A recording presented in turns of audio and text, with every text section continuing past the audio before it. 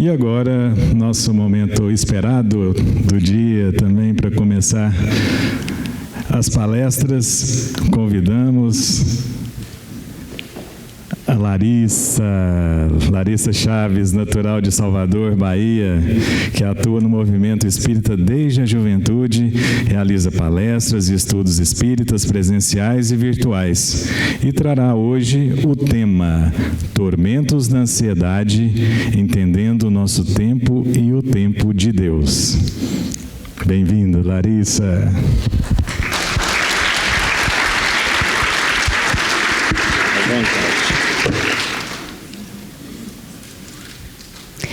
Bom dia, meus amigos. Que alegria estarmos aqui juntos presencialmente, não é mesmo? Acredito que todos vocês estão sentindo esse quentinho que só a presença física nos proporciona. Graças a Deus que as possibilidades virtuais nos trouxeram até aqui, depois de tantos desafios. Mas a presença tem um gostinho especial. Àqueles que nos acompanham virtualmente, fica o convite para que na próxima oportunidade estejamos todos aqui presencialmente, usufruindo desse ambiente tão especial.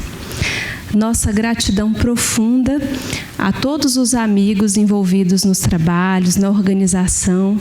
Tem tanta gente nos bastidores e todos são amigos muito queridos.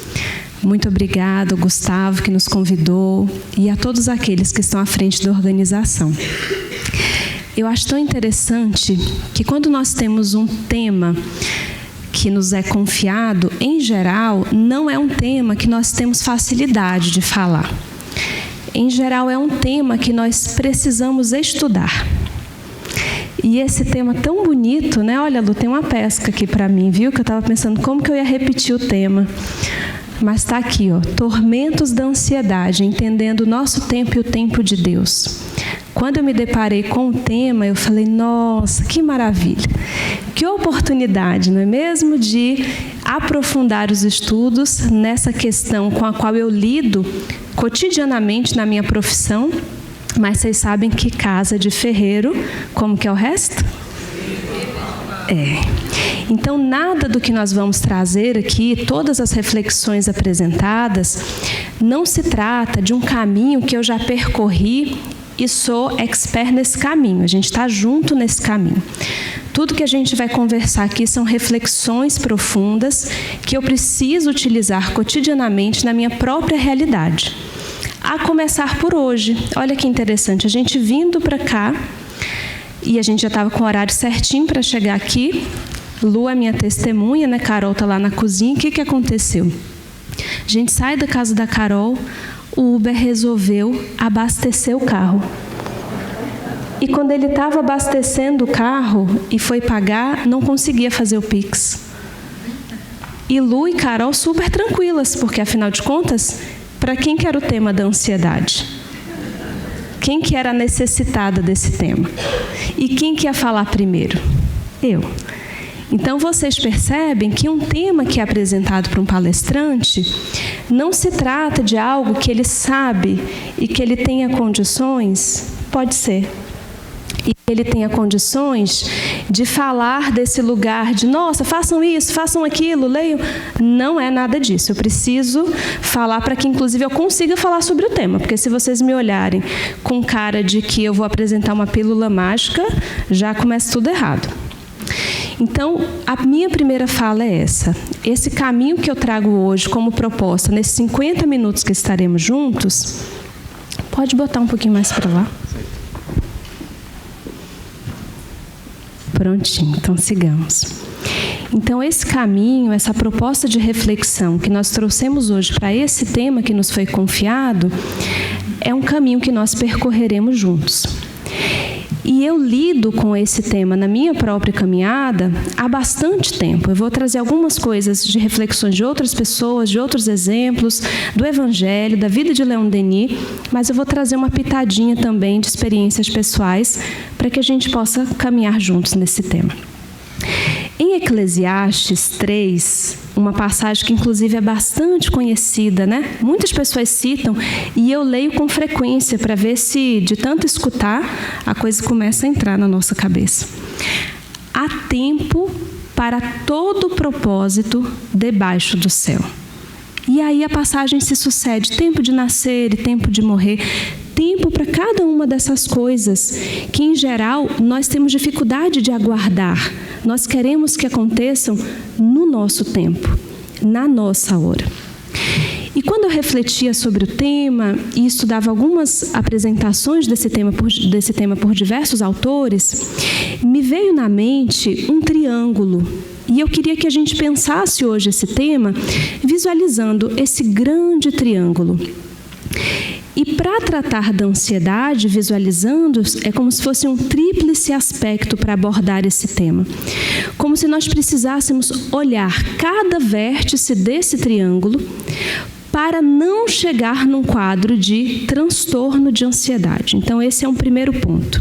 Existe ansiedade, existe o transtorno ou os transtornos de ansiedade. E para que a gente não chegue no transtorno de ansiedade, eu proponho hoje aqui, o meu objetivo ao final dessa fala, é que a gente leve na nossa bagagem, na nossa bolsa, a imagem desses 3 vértices, desses 3 pontos de apoio que nós vamos trabalhar cada um na sua própria vida, no seu próprio cotidiano, para que a gente não chegue nesse ponto aqui, do transtorno de ansiedade. E mesmo que a gente já esteja nesse ponto, e aí são necessárias terapêuticas específicas, esses 3 vértices continuam fazendo muito sentido, continuam ajudando bastante. Em primeiro lugar, só para que a gente parta de uma mesma base, de um mesmo ponto. O que é ansiedade, Larissa? Fala-se tanto hoje nessa palavra, as buscas no Google tem lá ansiedade e depressão como campeãs de pesquisa. As pessoas já chegam, inclusive, nos consultórios psiquiátricos, de psicoterapia, com seus próprios diagnósticos. Eu tenho CID tal, eu tenho transtorno disso, eu tenho TAG, eu tenho transtorno generalizado. E a ansiedade tem sido vista como se fosse uma vilã da história. Como se ter ansiedade, sentir ansiedade, fosse em si um problema. E essa é uma primeira desconstrução que eu gostaria de fazer aqui. Vocês vão me dizer se a ansiedade é um problema ou não, a partir de uma história que eu vou apresentar. Imaginem, vamos imaginar aqui juntos, os nossos companheiros, os nossos ancestrais, lá na época das cavernas, o homem primitivo. Imagina que esse homem primitivo, que estava ali na função de caçar, de proteger a sua família, de trazer alimento para sua casa, ele está caminhando lá na floresta e, de repente, ele se depara com um predador. Um leão, por exemplo. Diante do leão, imagina que esse homem resolve falar assim: o que seria o comportamento de um homem de bem diante do leão? O que acontece na sequência? Acabou, a gente não chegaria até aqui, não é mesmo? Não teria a continuidade da espécie. Ou seja, o nosso corpo, por uma questão evolutiva, por uma necessidade de sobrevivência, precisou criar e manter mecanismos que atendessem de uma forma econômica, rápida, utilizando sistemas absolutamente autônomos, porque não dava para enviar comandos, uma forma de lidar com aquela situação. Os mamíferos, em especial, criaram 3 formas. E essas formas permanecem dentro de nós, no nosso sistema até hoje. Uma dessas formas é a luta. Então, esse homem poderia olhar para o leão e pensar rapidamente, segundos, milésimos de segundos, quase não é um pensamento. Dá para mim. Nesse caso, o que ele faria? Vou me atracar com esse leão e ver o que acontece.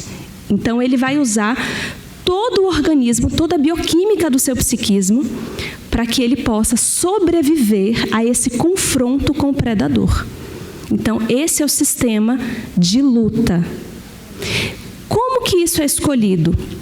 Em milésimos de segundos, todo o organismo faz uma espécie de check-up das referências antigas do que ele está enxergando ali naquele predador para fazer essa análise. Dá ou não dá?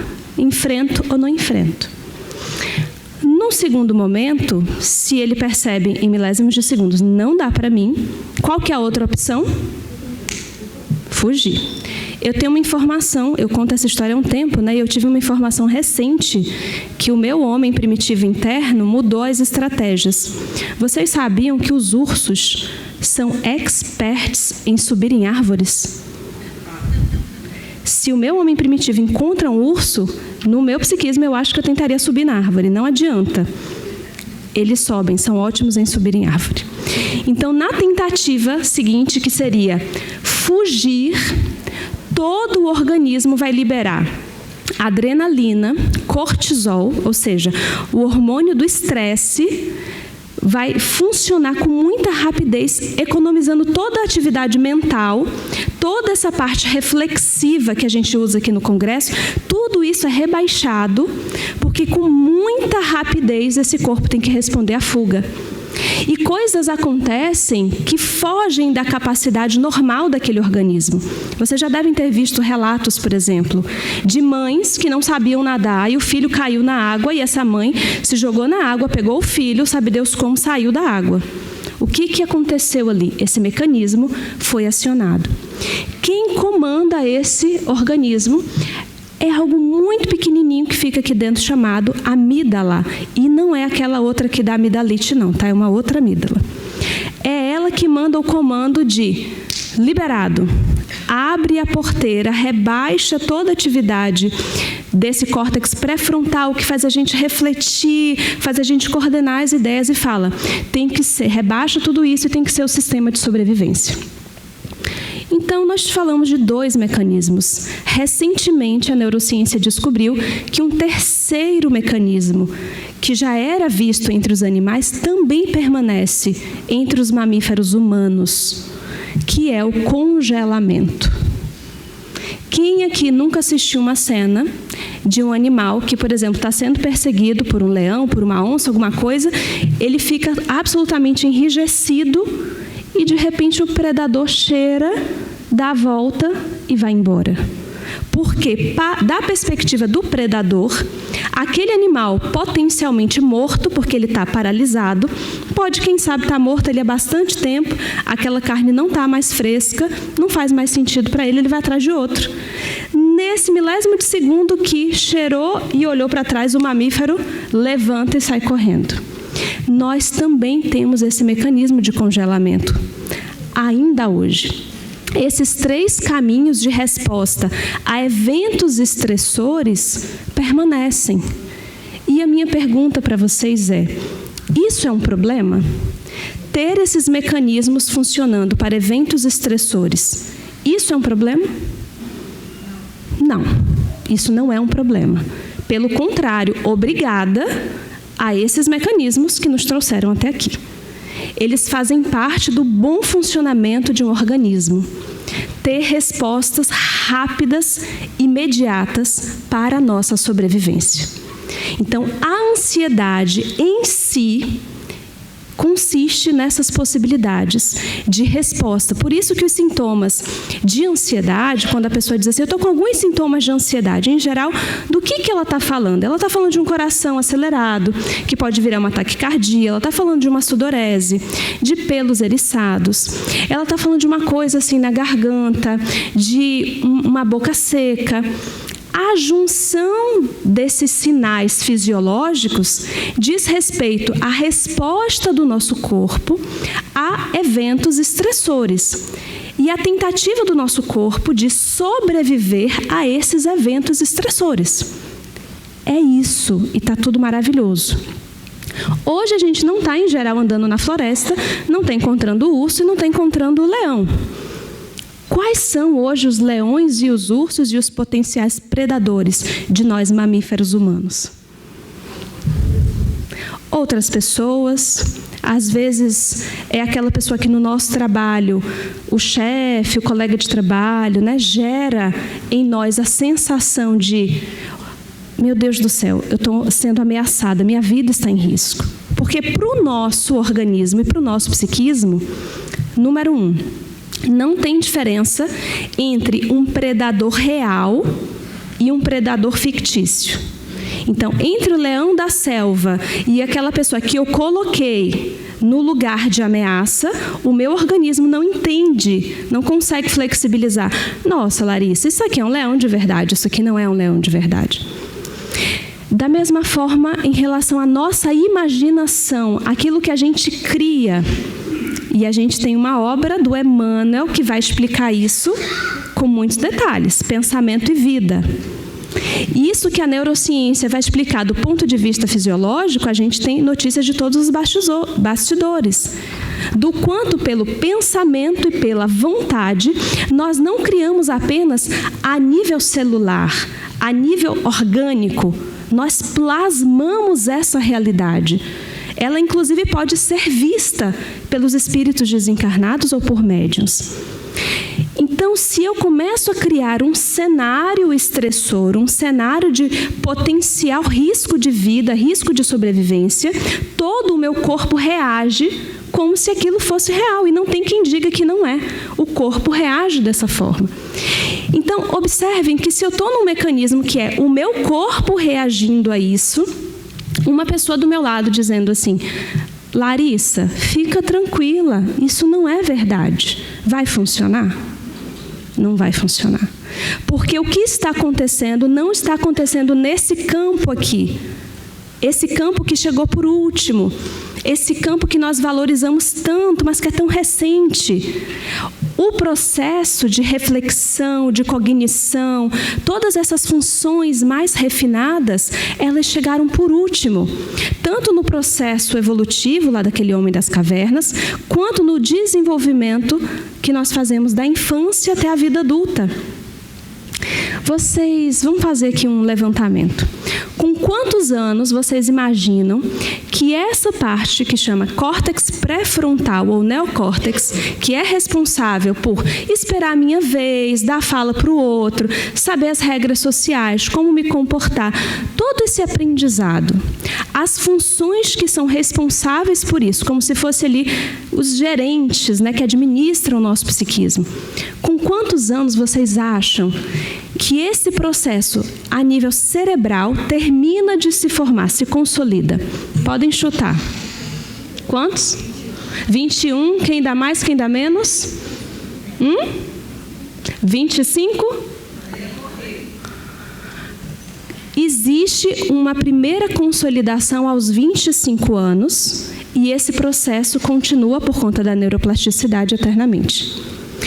Ou seja, a minha filha Marina, de 6 anos, que está lá em casa, morrendo de saudade da mãe, o Pedro, se eu chego e falo assim: nossa, você não consegue entender que se você fizer isso, vai acontecer aquilo?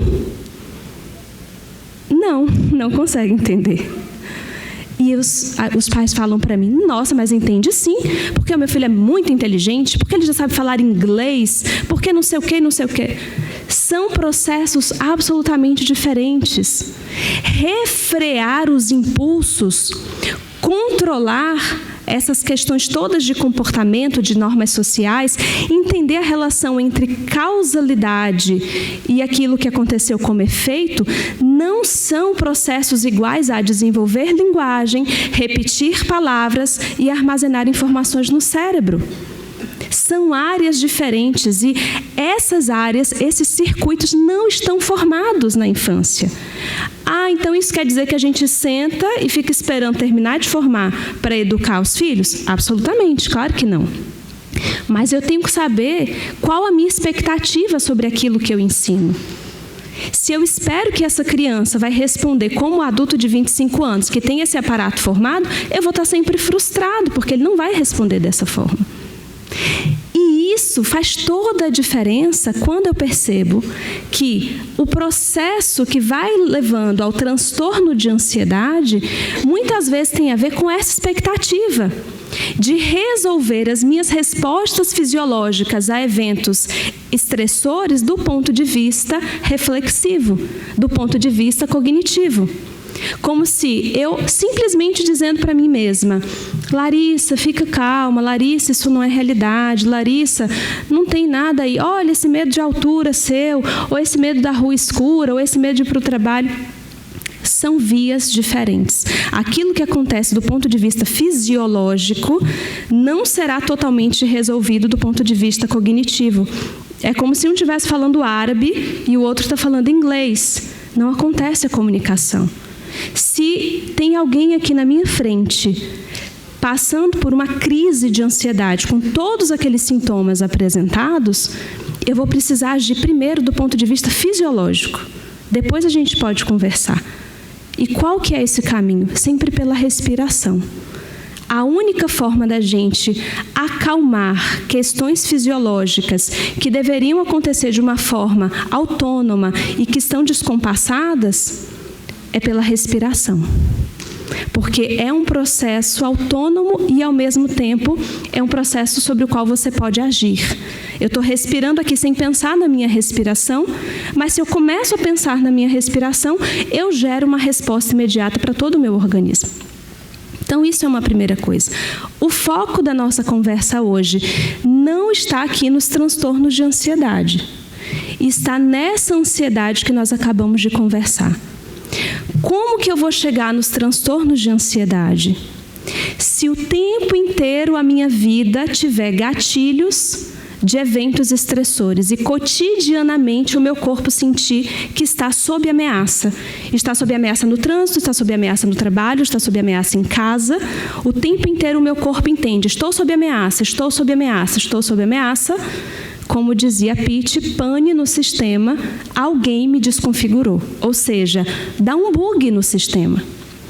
Antes da gente entrar no triângulo que eu comentei, um exemplo bem concreto para vocês. Inclusive para trazer a diferença dessa compreensão cognitiva para não cognitiva. Eu sei tudo isso aqui que eu acabei de repetir. Parece que eu sei, não é verdade? Outro dia à noite, eu comecei a ter uma crise de ansiedade. Comecei a apresentar todos esses sintomas de ansiedade. Por que isso aconteceu? E aí a cognição me ajuda a entender. Mas na hora da crise não é a cognição que me ajudou a sair dela.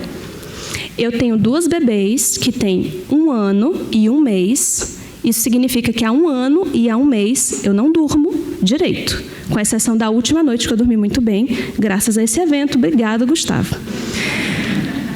Agora imagina que por 1 ano e 1 mês, todas as noites você está muito cansado, você se prepara para ir dormir, mas o seu organismo já sabe que você não vai dormir. O seu organismo já sabe que na hora que você deitar na cama, a babá eletrônica vai fazer ué, ué, ué. Então, o corpo se prepara para relaxar, a reparação necessária, mas ao mesmo tempo ele sabe, vai vir um evento estressor a qualquer momento. Você vai ter que levantar de novo, e de novo, e de novo a qualquer momento. Quando você passa por isso 1 dia, 2 dias, 1 mês, dá para equilibrar. Quando você passa por isso mais de 1 ano, pane no sistema, alguém me desconfigurou. Então, o que começou a acontecer? Eu ia fazer o evangelho no lar com a minha família de noite, o meu coração e eu estava ali parada. Começava a me dar uma sudorese, começava a me dar uma agonia, vários desses sintomas, porque o meu corpo estava dizendo: de novo a gente vai ter que lidar com isso? De novo a gente... E o corpo começava a decidir se ia lutar, se ia fugir, se ia paralisar, se ia congelar. E existem consequências específicas para cada um desses caminhos. Se eu não olho para isso, se eu não cuido disso nesse momento e continuo vivendo esses eventos estressores repetidamente da mesma forma, onde que eu vou chegar? É um fato que eu vou chegar aqui no transtorno de ansiedade. E posso chegar em outras questões também patológicas. Quando eu percebo aqui, eu já preciso agir. Não apenas agir contando para mim que está tudo tranquilo. Larissa, olha só, não, são só suas filhas, está tudo maravilhoso. Não, eu preciso mudar as circunstâncias que estão gerando esse efeito estressor repetidamente. É por isso que o primeiro ponto que eu queria trazer nesse triângulo que nós estamos construindo aqui juntos é o estilo de vida. Estilo de vida. A sociedade hoje leva um estilo de vida estressante. As pessoas estão todas quase muito estressadas. Vocês já leram o livro de Leon Denis, O Grande Enigma? Vocês já pararam para observar que uma mente como Leon Denis pegava momentos da sua vida para fazer caminhadas na floresta? Momentos para contemplar a natureza? Tem uma cena tão bonita em que Leon Denis, Allan Kardec tinha viajado para fazer uma palestra, Leon Denis teria ali a oportunidade de estar presencialmente com Kardec. Imagina a ansiedade dele por aquele momento, natural, não patológica. E no dia do evento em si, ele não consegue, porque ele ficou no lugar onde seria antes do evento, avisando para as pessoas, olha, mudou lá o lugar do evento, não vai ser mais ali. Ele abriu mão de estar presencialmente no local para ficar ali avisando as pessoas. Possivelmente ele chegou lá no final, pegou uma parte, mas não como ele gostaria, obviamente, né? Quando ele vai no dia seguinte, no local onde Kardec estava hospedado com a sua esposa, Amélie Gabrielle Boudet, quando ele vai se aproximar para cumprimentar Kardec, ele percebe uma cena em que Kardec estava tentando pegar uma maçã na macieira para Amélie. E a sensibilidade daquele momento é que ele não fala com Kardec. Ele fica ali só observando a cena, contemplando aquela cena. Eu não dava conta, tá? Eu ia esperar um pouquinho, pegou a maçã, maravilha. Então, Kardec, eu não dava conta, mas aí a Larissa Chaves, a gente está falando de Leon Denis. Mas o que isso nos diz? Alguém que está o tempo inteiro no acelerador, alguém cujo estilo de vida tem como valor principal a produtividade, e é isso que nós temos visto o tempo inteiro sendo valorizado, como que essa pessoa vai desenvolver a capacidade de aguardar, de contemplar, de valorizar o tempo de Deus, se ela nem sabe o que é o tempo de Deus? Porque para entender o tempo de Deus, para assimilar o tempo de Deus, eu preciso observar a natureza. É aí que estão escritas as linhas que nos contam sobre o tempo de Deus. Não é o tempo da internet, não é o tempo do downloading. Não é o tempo do WhatsApp acelerado no 1.5 ou 2.0. É um outro tempo. É o tempo entre a semente que se desenvolve em flor e gera frutos. Vocês já pararam para observar esse tempo? Na época da pandemia, eu fiz uma experiência com a Marina, a minha filha, na época ela estava mais novinha, mas até hoje ela lembra. Seria uma experiência aparentemente chata, se não fosse uma experiência esplendorosa. Nós marcamos uma florzinha no nosso jardim, na verdade no jardim do condomínio, todos os dias no mesmo horário. A gente fez inclusive um bloquinho de anotação. Todos os dias no mesmo horário, a gente fez um X com um papel no chão para não esquecer qual era o ponto específico da flor que a gente estava observando. Todos os dias no mesmo horário a gente caminhava até ali e observava o que tinha acontecido. Será que tinha aparecido um novo brotinho, uma nova folhinha? O que tinha acontecido? Por 30 dias quase a gente fez isso. E vocês imaginam como que a Marina, criança, sem controle inibitório, sem córtex pré-frontal desenvolvido, toda vez que ela ia ali achando que da terra, no dia seguinte já ia aparecer uma folha verde, no dia seguinte um fruto, como será que ela se sentia quando a gente chegava lá e não tinha nada? O que tinha acontecido quando a gente chegava lá? Nada. Aparentemente nada. Nada acima da terra. Porque coisas aconteciam embaixo da terra. Quando uma planta vai se desenvolver, primeiro ela desenvolve para baixo. Desenvolve as raízes, para depois ela subir. Porque se ela dividir a energia para cima e para baixo, ela pode não ficar firme o suficiente. Por isso que aqueles que plantam e que entendem de jardinagem, o que fazem? Vai plantar, vai transferir, vai fazer uma transferência, tira as folhas, deixa ali o mínimo de coisa para cima, para que não precise subir a seiva, para que possa botar tudo para baixo, tudo para as raízes. Quando as raízes se consolidam, agora eu coloco energia para cima. Mas se eu não observo a natureza, os ciclos da natureza, o tempo da natureza, como eu entendo o tempo de Deus? E aí eu quero que Deus se ajuste ao meu tempo, à minha realidade. E aí eu quero controlar as coisas. Portanto, o estilo de vida que nós levamos, a forma como nós gastamos o nosso dia, é um desses principais pés de sustentação da nossa saúde e de prevenção a muitos transtornos, inclusive de ansiedade. Muitos de nós, meus amigos, mesmo aqueles religiosos, trabalhadores de casa espírita, nos movimentamos hoje como a parábola ou a passagem de Marta e Maria, cheios de coisas para fazer, sempre muito ocupados, assumindo zilhões de atividades na casa espírita, fora da casa espírita, e não sobra tempo para a melhor parte. Quando Jesus conversa com as irmãs, e eu consigo entender muito a perspectiva de Marta, porque esse é um estilo próximo, né? Eu entendo as questões dela.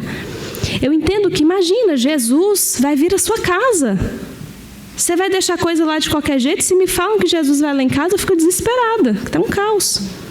Óbvio que você quer oferecer o melhor possível. Você quer preparar a sua casa da melhor forma possível. E o problema da situação não é esse. O problema está no excesso. O problema está em se distrair tanto com fazer, produzir, realizar, que nos esquecemos da melhor parte. Essa é a fala de Jesus.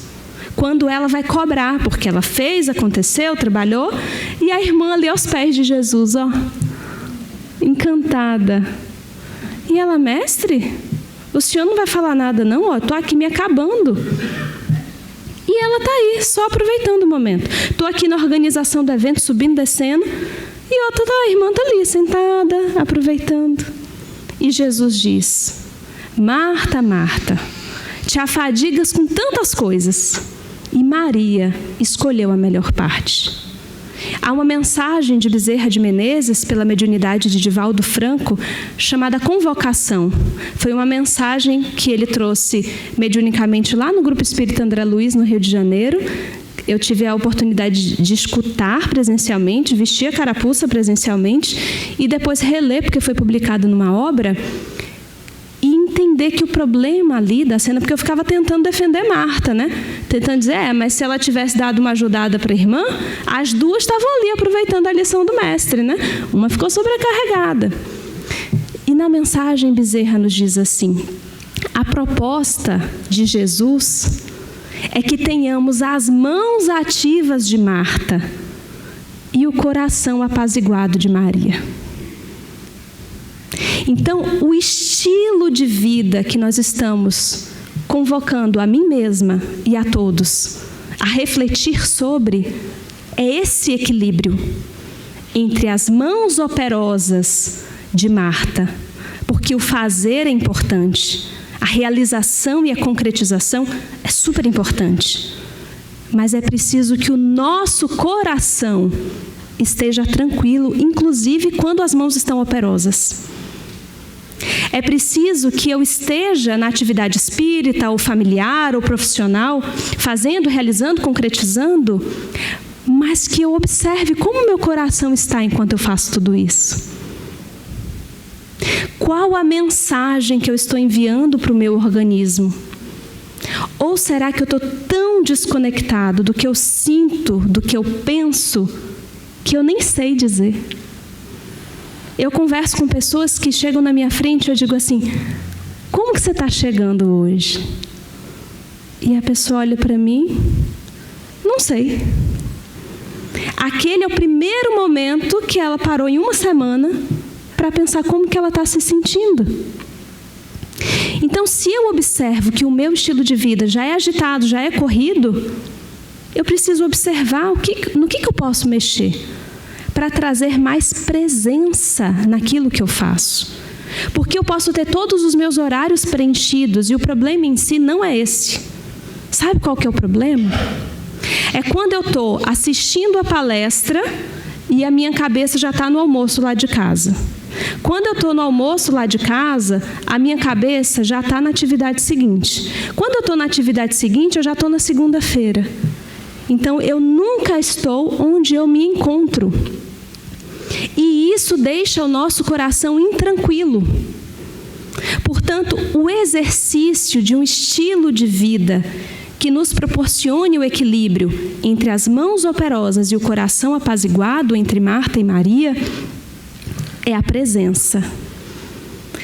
Se eu me propus a assistir uma live, eu posso estar ali lavando os pratos e assistindo essa live, mas que eu esteja lavando os pratos e assistindo essa live. Quando vocês estão no computador ou no celular, quantas vezes nós abrimos uma série de abas ao mesmo tempo? E começa a fazer uma coisa aqui, aí abre outra, aí pesquisa um negócio. Às vezes está jantando em família, aí porque alguém tocou num assunto, a pessoa já pega o celular, se ela já não estava na mão ali, para pesquisar aquilo que surgiu ali na conversa. E daqui a pouco, daquilo ali já não sabe o que estava falando antes, então já desconecta da conversa. Esse exercício de estar presente, de contemplar, de observar a natureza, de silenciar, podem observar nas biografias de grandes nomes da humanidade. Todos eles vivenciavam isso. Mesmo aqueles que nós admiramos pelo intelecto, mesmo aqueles que nós dizemos assim, nossa, que mente racional, que mente reflexiva, como que dava conta de tanta sabedoria? Observa os bastidores, observa os grandes inventores. Muitas vezes não era nas horas de trabalho que vinham os grandes insights, era na hora do descanso, na hora do silêncio, na hora do contato com a natureza. Não sei se vocês sabem, mas até mesmo os músculos que nós podemos treinar nos exercícios físicos, na academia, por exemplo, não é na hora da academia que o músculo cresce, é na hora do descanso. É ali que a musculatura se renova e se desenvolve. Portanto, que nós passemos a olhar um pouquinho mais para esse ponto aqui, do estilo de vida. Mas há um outro, que se chama ponto de vista.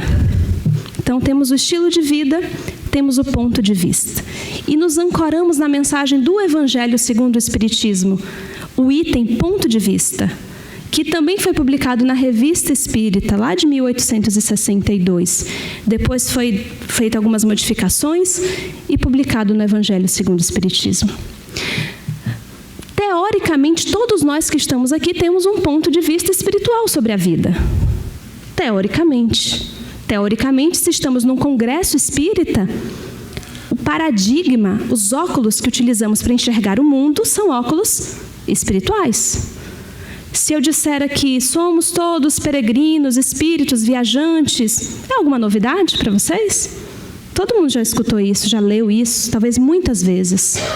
Talvez alguém esteja chegando hoje, mas a maioria de nós já caminhou nesse terreno, já escutou isso de frente para trás, de trás para frente.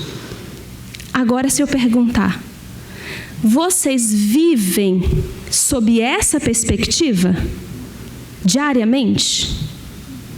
Vocês dão conta de cotidianamente, na hora de pagar as contas, na hora de lidar com o financeiro da casa, na hora que o menino está indo mal nas provas da escola, você analisa e vive as situações cotidianas, o feijão com arroz com farinha do dia a dia.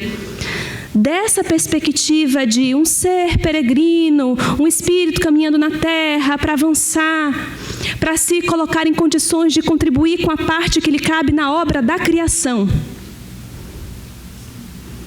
Que bom. Será que é a maioria de nós? Porque eu mesma não dou conta.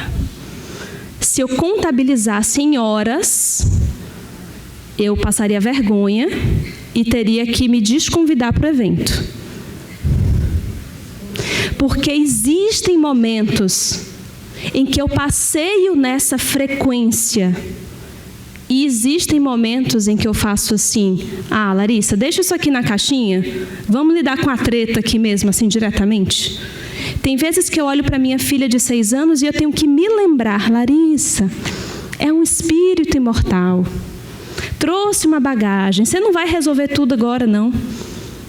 Porque se eu me deixar ir no automatismo, eu esqueço a bagagem intelectual que eu tenho e eu estou numa disputa de poder, lidando com a situação tão misturado com ela, que eu me envolvo no caos. Portanto, é para mim e para muitos de nós ainda um exercício vivenciar o paradigma que nós já enxergamos as coisas. Por isso é um exercício. Porque chegará um momento na nossa trajetória em que esse será o nosso automatismo. Em que viver conforme esse paradigma, ainda que estejamos na vida material que pesa, já será um automatismo. Caminhar na Terra como espírito, mesmo sentindo o peso da matéria. E não se enganem, mesmo para espíritos amadurecidos, a matéria pesa. Quando o benfeitor de Alcione diz para ela: renúncia, minha filha, oh minha filha, você já chegou até aqui, você já está numa outra etapa, já venceu essas coisas todas, jura que você quer voltar lá? É isso mesmo? Como seu amigo aqui, estou te dizendo, não precisa. Tem alguém lá que você ama muito? Claro. Fica daqui ajudando. Tem um pessoal que já vai lá, a gente ajuda. Vai ajudar, vai ir lá. É isso mesmo? Vai dizer isso para um coração que muito ama. E ela vai.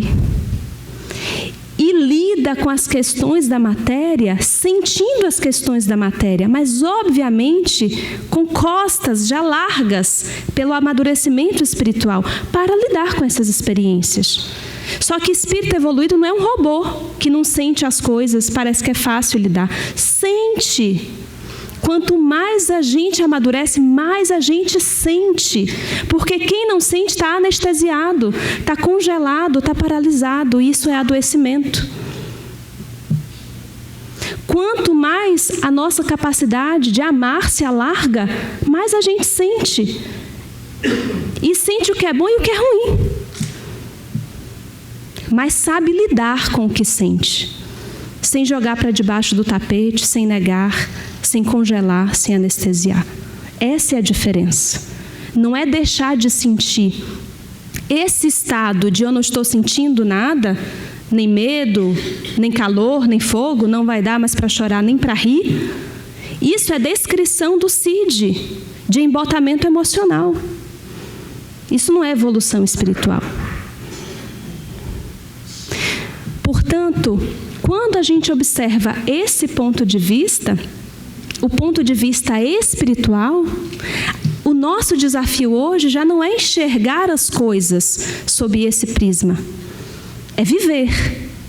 E aí a gente volta para o outro vértice, é viver o ponto de vista espiritual da vida futura no cotidiano. Porque outra coisa que a gente já está, bom, é ter o dia de ir na casa espírita, ter o dia da live, isso aí a gente já está sabendo fazer. Antes podia ser um desafio. Muitos de nós já dão conta dessa parte. O negócio é quando chega em casa. É quando lida com os estressores. É quando a gente lida com os desafios. Trazer essa perspectiva, colocar os óculos da vida futura, da perspectiva espiritual, para lidar com o cotidiano na matéria. Os biógrafos de Chico Xavier dizem algo, muitos repetem isso, que é uma coisa linda. Chico não era Chico na hora da psicografia. Chico era Chico até na hora do cafezinho. Em todas as circunstâncias mais pueris, mais cotidianas. Portanto, é na nossa família, é onde vamos sendo plantados pela vida. É ali que está o exercício de aceitar e enxergar o tempo de Deus. E como último ponto do nosso triângulo, vem a palavra tempo. Qual que é a diferença da nossa perspectiva sobre o tempo das outras perspectivas sobre o tempo? Muitas pessoas já leram muitas coisas sobre autoconhecimento, já participaram de terapia, de trabalhos profundos, e me dizem assim: Larissa, eu não consigo ser quem eu gostaria de ser. Não consigo. Na hora que vem a realidade, eu sou atropelado, jogo tudo fora. Já li, já fiz, já subi, já desci, não consigo. E eu costumo repetir: você se lembra do fator tempo? A evolução, o amadurecimento espiritual, tem certamente uma correnteza que nos conduz. Existe uma correnteza divina, das leis divinas que nos conduzem ao amor. Por muito tempo nós nadamos contra essa correnteza. Nos afogamos, nos debatemos, passamos sufocos enormes. Por quê? Estávamos nadando contra a correnteza da lei divina. Não aceitando o tempo de Deus, querendo controlar as coisas, fazer da nossa forma.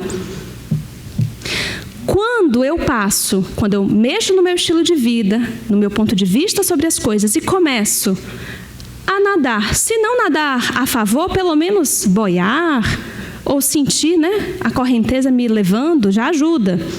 Até que eu passe ativamente a nadar a favor dessa correnteza, a contribuir ativamente, conscientemente com o meu processo evolutivo. Já é uma outra etapa. Mas muitos de nós, quando chegam nessa etapa, estão contribuindo ativamente, querem chegar em 2 segundos na outra margem. Mal começou a nadar, tem existências múltiplas nadando contra a correnteza. Descobriu anteontem como nadar o crawl a favor. E diz assim: como assim não cheguei lá ainda? Como assim eu não vivo tudo isso ainda? Como assim eu ainda não atingi o ápice do amor, da sabedoria, do poder? O tríplice aspecto divino? O fator tempo faz parte da lei divina. Não dá para ficar toda hora tirando a planta da terra para olhar se desenvolveu a raiz. É preciso aguardar. Há aquilo que eu posso fazer, há aquilo que eu posso me ocupar. Depois que eu faço essa parte, eu preciso fazer o que Hermógenes propôs. Entrego, confio, aceito e agradeço. Respeitar o fator tempo é um aprendizado da criatura humana que caminha na Terra. Compreender que entre o ponto que eu estou e a angelitude, existem coisas que estão na minha alçada, que eu posso fazer para contribuir. Mas existe algo que é da lei, que é da correnteza da vida, que é do tempo e que precisa ser respeitado. Nós não temos todas as peças do quebra-cabeça da nossa vida. Existem peças que serão apresentadas no momento oportuno. Portanto, essa tentativa de controlar todas as circunstâncias de forma ansiosa para não sofrer, ou para chegar lá na frente mais rápido, é uma incompreensão do tempo de Deus e uma incompreensão da lei divina. Inúmeras vezes na minha trajetória, meu esposo é militar, eu já mudei de casa, de endereço, de cidade várias vezes. Inúmeras vezes eu ficava: para onde será que a gente vai? Para onde será que a gente vai? Para onde será que a gente vai? Aí ele dizia: provavelmente para tal cidade. O que eu fazia? Entrava no Google Maps, pesquisava tudo daquela cidade. Pesquisava, se eu tivesse na época de faculdade, pós, mestrado, não sei o quê. Começava a olhar edital de concurso de coisa, via onde que eu ia alugar uma sala. Tentava controlar as circunstâncias todas, gastava uma energia enorme. Com medo de quê, meus amigos? Do que eu estava com medo quando eu fazia isso? Com medo da dor, da insegurança, da incerteza. E isso é um sintoma da não confiança na lei divina. Por que eu não posso aguardar as informações mais seguras para me planejar? Por que eu tenho que me adiantar, que antecipar, que tentar fazer as coisas da minha forma? Porque, no fundo, eu não confio que há um Pai amoroso cuidando de mim, da minha vida. De uma forma bastante específica, inclusive. E a sabedoria divina, a misericórdia, o amor de Deus são tamanhos que Deus já me proporcionou tantas pegadinhas. A ponto, meus amigos, de eu lutar para não ir para um determinado lugar. E quando chega lá, as coisas que me são proporcionadas, os reencontros, os amores, as pessoas, os trabalhos, são tão fabulosos que aí quando eu chego eu falo assim, então a gente pode ficar aqui para sempre? Aí o meu anjo da guarda fala assim, acho que agora ela aprendeu. Vem uma outra mudança. Eu resisto, não quero ir, tudo igual. Resisto, não quero ir, mas aqui estava tão bom. E para onde será que a gente vai? Aí ficam, para onde será? Para onde será? Vem uma pequena informação, o que eu começo a fazer? Vou no Google, pesquiso, tento controlar todas as circunstâncias e não queria ir, vou arrastada. Quando chega no lugar, várias coisas incríveis.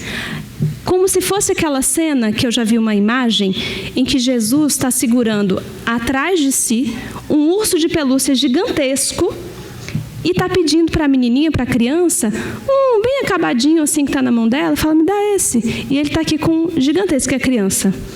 Não. Esse é o resumo do nosso tema.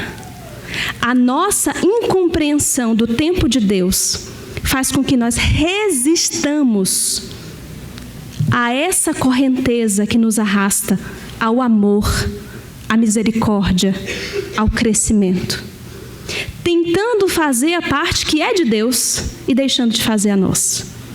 Porque se eu ocupo os meus pensamentos, os meus sentimentos e as minhas horas para controlar as circunstâncias que não estão sob a minha alçada, não restará energia para lidar com aquilo que é a minha responsabilidade. E a nossa tarefa aqui na Terra, os nossos dias que estão contados aqui na Terra, o nosso objetivo aqui é fazer a nossa parte. Não sei se vocês sabem, mas Deus sabe fazer a parte dele direitinho. A gente pode ficar tranquilo. Quem gravar essa parte me manda para eu escutar depois. Está vindo uma nova mudança no final do ano, eu tenho que lembrar disso. De que depois de realizar a minha parte, eu posso descansar em Deus. Isso é tão forte e tão real. Nós podemos descansar em Deus. Não nos afadigar com os tormentos do mundo, com os tormentos pessoais. Porque o que nós precisamos passar, meus amigos, nós passaremos. E o que nós não precisamos passar, só passaremos se a teimosia for grande. Nesses processos de mudança que eu vivo, estamos em 2023, eu vivo isso desde 2010. Os únicos padecimentos que eu experimentei foram criados por mim mesma. Pela minha teimosia, pela minha incompreensão sobre os desígnios de Deus. Eu criei os tormentos e nós fazemos isso. Criamos eventos estressores que não estão no nosso planejamento reencarnatório, que não fazem parte da nossa vida e que são fruto da não vivência do que já sabemos, do acúmulo de informação cognitiva que não é refletido em experiência de vida.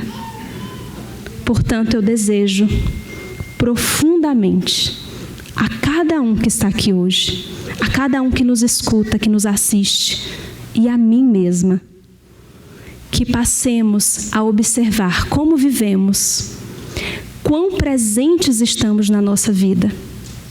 Memória afetiva só é formada com presença. Aquelas experiências que nós nos lembramos do passado, nos emocionamos e sentimos saudade, é porque estávamos lá de verdade. No piloto automático, ninguém forma memória afetiva. Precisamos estar presentes na nossa própria vida. Precisamos enxergar a vida sob o prisma espiritual e viver sob esse prisma. Mesmo que a gente recomece toda hora, se lembre disso toda hora, porque faz parte, é um exercício.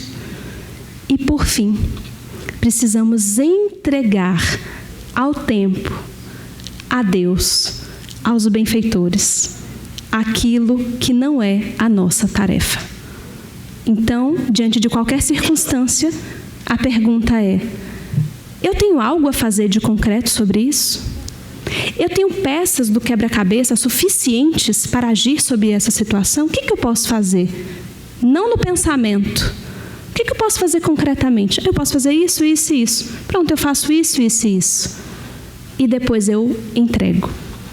E depois eu confio. Perfeito. Finalizando a nossa fala e agradecendo profundamente a atenção de vocês, os olhares atentos, eu dedico a vocês um poema de Alta de Souza, que é um convite à presença, um convite ao ponto de vista espiritual, quando ela nos diz assim: meus irmãos, tua prece mais singela é ouvida do espaço ilimitado, mas sei que às vezes choras consternado ao silêncio da força que interpelas. Volve ao teu templo interno abandonado, a mais alta de todas as capelas, e as respostas mais lúcidas e belas hão de trazer-te alegre e deslumbrado. Ouve o teu coração em cada prece. Deus responde em ti mesmo e te esclarece com a força eterna da consolação. Compreenderás a dor que te domina sob a linguagem pura e peregrina da voz de Deus em luz de redenção. Paz e bênçãos a todos nós, meus amigos. Muito obrigada.